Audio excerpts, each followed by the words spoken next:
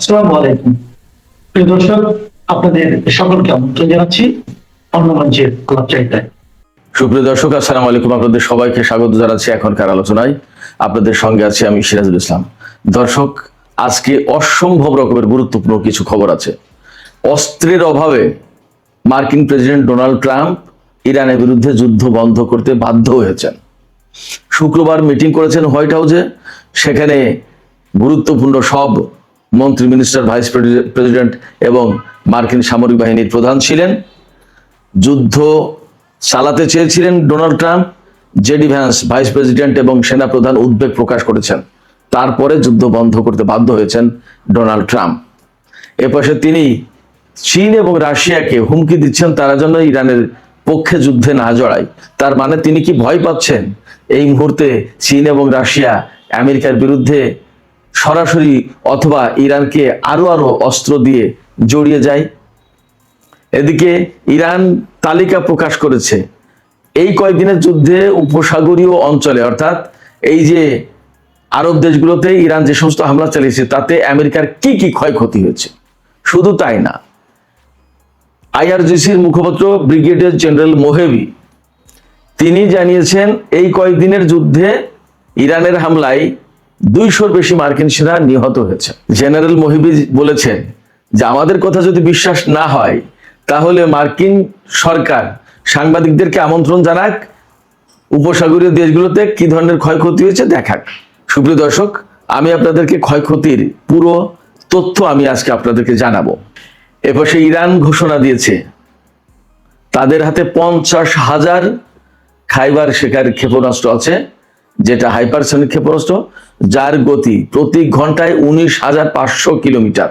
আর পাল্লা, সেটা বিস্তারিত তথ্যে জানাচ্ছি।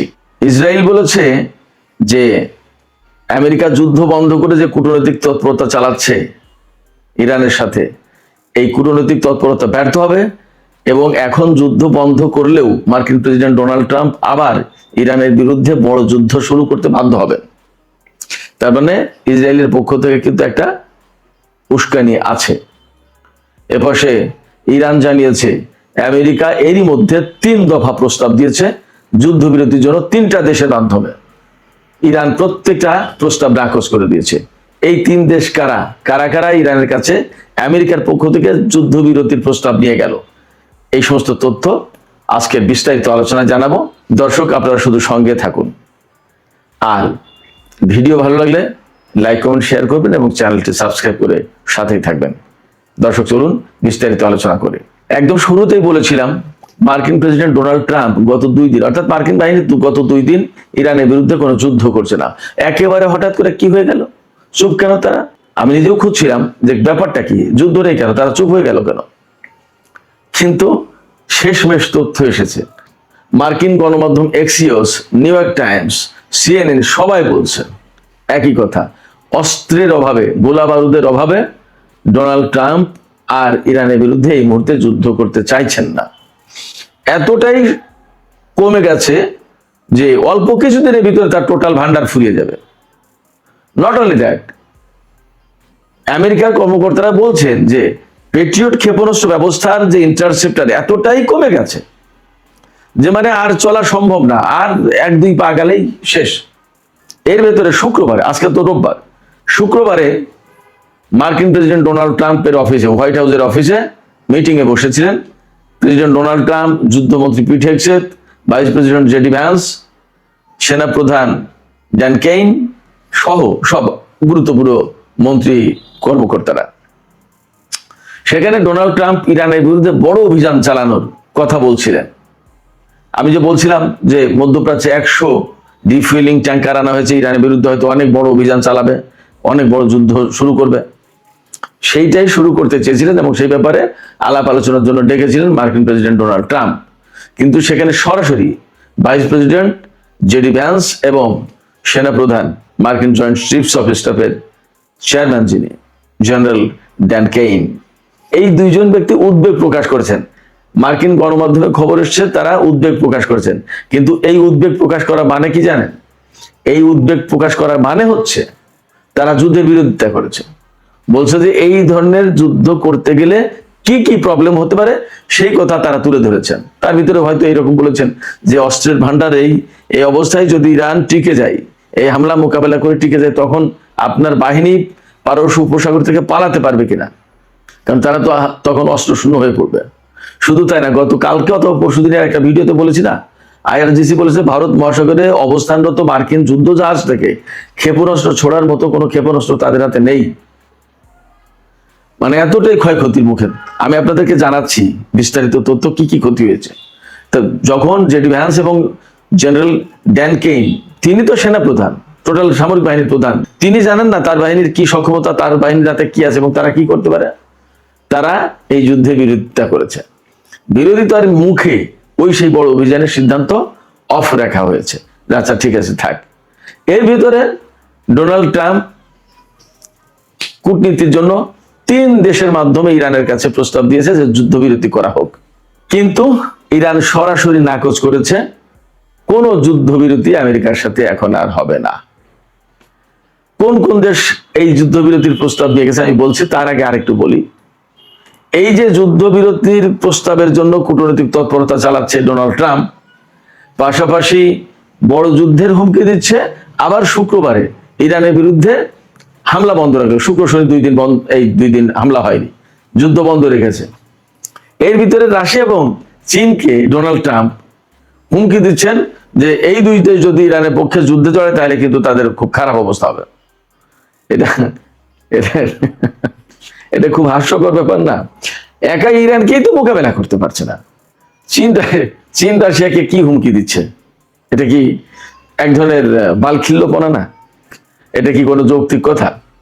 যাই হোক, এই যে হুমকি দিচ্ছে, এই হুমকি দেওয়ার মানে হচ্ছে হুমকি দিয়ে দূরে দূরে রাখার চেষ্টা করছে। কিন্তু দুনিয়ার মানুষ তো সবাই ডোনাল্ড ট্রাম্পের মতো এরকম মোটা বুদ্ধির লোক না। কিছু লোক তো আছে চিকন বুদ্ধির, যারা ডোনাল্ড ট্রাম্পের এই পলিটিক্স, এই কৌশল বোঝে না। তো আবার হতে পারে যে সত্যি সত্যি সে ডোনাল্ড ট্রাম্প ভয় পাচ্ছে যে যদি চীন এবং রাশিয়া এই মুহূর্তে জড়ায় যায় তাহলে আমার উপায় কি? ইরানকেই তো সামাল দেওয়া যাচ্ছে না, সেক্ষেত্রে চীন রাশিয়া জড়ালে উপায় কি? তার চেয়ে বড় কথা যে চীন রাশিয়াকে মোকাবেলা করার মতো তো কোনো অস্ত্রই নেই। তাহলে এই জায়গায় একটা কথা আমি বলে রাখি, ইউক্রেন এবং রাশিয়ার যে সিচুয়েশন চলছে তাতে এখন ইউক্রেন খুব বিপদে পড়ে যাবে মনে হচ্ছে, মোটামুটি বোঝা যাচ্ছে। আর এই যে ইসরায়েল বললো না যে ডোনাল্ড ট্রাম্প যদিও যুদ্ধ বন্ধ রেখেছে একতরফা, এবং তিনি কূটনৈতিক তৎপরতা চালাচ্ছে ইরানের সাথে একটা যুদ্ধবিরতি করা যায় কিনা। ইসরায়েলের টাইমস অফ ইসরায়েলের খবর এসছে, ইসরায়েল সরকার এভাবে ভাবছে যে আমরা শিওর ডোনাল্ড ট্রাম্প এখানে ব্যর্থ হবে, তার মানে ইরান এই যুদ্ধবিরতির প্রস্তাব মানবে না। তার মানে ডোনাল্ড ট্রাম্পকে তখন আবার যুদ্ধ করতে হবে। এটা কিন্তু ডোনাল্ড ট্রাম্পের সামনে একটা বিকল্প পথ দেখিয়ে দেওয়ার চেষ্টা, কৌশলে ইসরায়েলের এটা একটা কৌশল। এটাকেই আপনারা সহজ ভাষায় উস্কানি বলতে পারেন। উস্কানি বলেন আর কৌশল পথ দেখিয়ে দেওয়ার ব্যবস্থা করে যে এই পথে যাও, যাই বলেন। তো এটা কেন করছে ইসরায়েল করছে এই কারণে, ইসরায়েল দেখছে যে আমেরিকার মতো শক্তিকে এইভাবে কোণঠাসা করে ফেলেছে ইরান। আমেরিকা যদি এখান থেকে যুদ্ধ না করে পিছিয়ে যাওয়া মানে কি, তাহলে মধ্যপ্রাচ্যে এই ঘাঁটিগুলো নির্মাণ করতে পারবে না, এই ঘাঁটিতে সেনা থাকতে পারবে না এবং থাকার কোনো পরিস্থিতি থাকবে না। ইরান মধ্যপ্রাচ্যের শক্তিশালী মহাপরাক্রমশালী দেশ হিসেবেই এখানে টিকে থাকবে, মাথা উঁচু করে দাঁড়াবে এবং সে চলাফেরা করবে। তখন সবার জন্য বিপদ, আমেরিকার পক্ষে যারা। তাহলে কি করতে হবে? অতএব আরেকবার যুদ্ধ করে অ্যাট এনি কস্ট ইরানকে যুদ্ধের ভিতরে রেখে ক্ষতিগ্রস্ত করে দিতেই হবে। এইরকম চেষ্টা তদবির তারা চালাচ্ছে।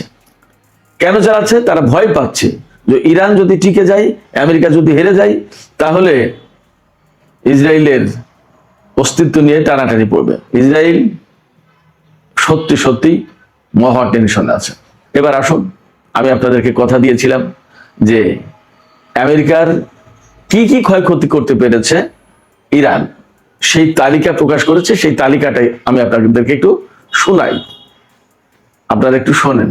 তবে তার আগে একটু বলে রাখি, ইরানের IRGCর যে মুখপাত্র ব্রিগেডিয়ার জেনারেল হোসেন মোহেবি, তিনি আরো 2টো তথ্য জানিয়েছেন। একটা তথ্য হচ্ছে যে এই গত যে 13 দিনে যে যুদ্ধটা হলো, এই ইসলামাবাদ সমঝোতা স্মারক সই হওয়ার পরে যে যুদ্ধটা লাগলো ডোনাল্ড ট্রাম্প তুরস্কে এসে ঘোষণা দিলেন যে ডিল ইজ ওভার। এরপর থেকে এই 13 দিনের যুদ্ধে আমেরিকার 200-র বেশি সেনা নিহত হয়েছে, জেনারেল মোহেবি বলছেন, দাবি করেছেন। এবং তিনি বলছেন যে আহত সেনার পরিমাণ আরো অনেক বেশি, কিন্তু মার্কিন সরকার এই তথ্য গোপন করছেন। এটা গেল একটা তথ্য। আরেকটা হচ্ছে ইরানের হাতে 50,000 খাইবার শেখান ক্ষেপণাস্ত্র রয়েছে, যার পাল্লা হচ্ছে 2450, অর্থাৎ 2450 কিলোমিটার দূরে গিয়ে আঘাত হানতে পারে। এই ক্ষেপণাস্ত্র দিয়ে ইউক্রেনে আঘাত আনা সম্ভব। যাই হোক, তো ইরানের হাতে 50,000 খাইবার শেখান ক্ষেপণাস্ত্র আছে, হাইপারসোনিক ক্ষেপণাস্ত্র। ছোট বড় মিলিয়েই কোনোটার 500 কেজি ওয়ারহেড বহনের ক্ষমতা আছে, কোনোটার 1500। ছোট বড় মিলে খাইবার শেখানের সবচেয়ে কম পাল্লা যেটা, সেটা হচ্ছে 1450 কিলোমিটার থেকে 2450 কিলোমিটার, 2000 পাল্লার ক্ষেপণাস্ত্র আছে এই খাইবার শেখান। অর্থাৎ এই খাইবার শেখানের ভেরিয়েন্ট আছে কয়েক রকমের, এবং এদের গতি, সর্বোচ্চ গতি হচ্ছে প্রতি ঘন্টায় 19,500 কিলোমিটার যেতে পারে। তার মানে ইরান থেকে ইসরায়েলে যেতে কয়েক মিনিটের ব্যাপার। অর্থাৎ ইরান ক্ষেপণাস্ত্র ছুড়লে সেইটা মোকাবেলার জন্য যে তার ইন্টারসেপ্টর রেডি করবে, রেডি করার সময় পাবে না, তার আগেই লক্ষ্যবস্তুতে আঘাত হানবে। আর সবচেয়ে বড় সংকট হলো এটা এমন গতি সম্পন্ন, এমন প্রযুক্তি, এটার কেউ ঠেকাতে পারে না। আমেরিকা, ইসরায়েল কারোর হাতে এই প্রযুক্তি নেই। সেক্ষেত্রে এই যে ইরানের হাতে ক্ষেপণাস্ত্রের যে মজুদ, এই মজুদে কিন্তু শত্রুদের জন্য একটা বিশাল ভয়, আতঙ্কের কারণ। শুধু এখানেই শেষ না। আমি যে গত কয়েকদিন বলেছি, হয়তো আপনাদের কেউ কেউ বিশ্বাস করেছেন, কেউ কেউ বিশ্বাস করেননি, যে মধ্যপ্রাচ্যে মার্কিন ঘাঁটিগুলো একদম তছনছ হয়ে গেছে। আমি অনেক বলেছি, অমুক ঘাঁটি নষ্ট হয়েছে, অমুক ঘাঁটি নষ্ট হয়েছে, এতগুলো হ্যাঙ্গার হলো, এই বিমান গেল, সমস্ত টুকটাক করে দিনে কম বেশি বলেছি। আজকে সমস্ত তথ্য এসেছে। তো তার আগে আমি আরেকটা তথ্য জানাই। ওই যে বলছিলাম যে আমেরিকা 3টি দেশের মাধ্যমে ইরানের কাছে যুদ্ধবিরতির প্রস্তাব দিয়েছে এই কয়দিনের ভেতরে, কিন্তু ইরান সবগুলো নাকচ করে দিয়েছে। সেই 3টি দেশ হচ্ছে ইরাক, কাতার এবং পাকিস্তান। এই 3 দেশের মাধ্যমে ইরানের কাছে যুদ্ধবিরতির প্রস্তাব দেওয়া হয়েছিল। এই তথ্য জানিয়েছেন ইরানের জাতীয় সংসদের স্পিকার বাকের কলিবাফ। তিনি জানান যে এই যুদ্ধবিরতির প্রস্তাব সবগুলো নাকচ করে দেওয়া হয়েছে। ইরান এখন আর যুদ্ধবিরতির কথা ভাবছে না, এই কারণে যে ডোনাল্ড ট্রাম্পকে বিশ্বাস করা যায় না, তিনি চুক্তি রাখেন না, রাখবেন না। আবার আমাদের সাথে যুদ্ধবিরতিতে 10 দিনের যুদ্ধবিরতিতে আসবেন, তার মানে তিনি আরেকটু গুছিয়ে নেবেন, এবং গুছিয়ে নেওয়ার মানেই হচ্ছে আমাদের সাথে আবার যুদ্ধ করবেন। তো যুদ্ধই যখন করতে হবে, তাহলে একদম বিরতিহীন ভাবেই যুদ্ধ করে এর একটা স্পর করি। এবার আসুন আমি সেই তথ্যগুলো জানাই, আমেরিকার এই মধ্যপ্রাচ্য অঞ্চলে কি কি ক্ষয়ক্ষতি হয়েছে সেই তথ্য। অনেক বড় লিস্ট, 1টা 2টা 5টা 10টা না, বহু।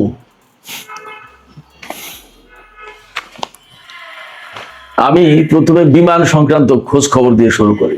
11টি যুদ্ধ বিমান ও হেলিকপ্টার এই কয়েকদিনে ধ্বংস হয়েছে। তারপরে 17টি গোয়েন্দা ও অপারেশনাল ড্রোন।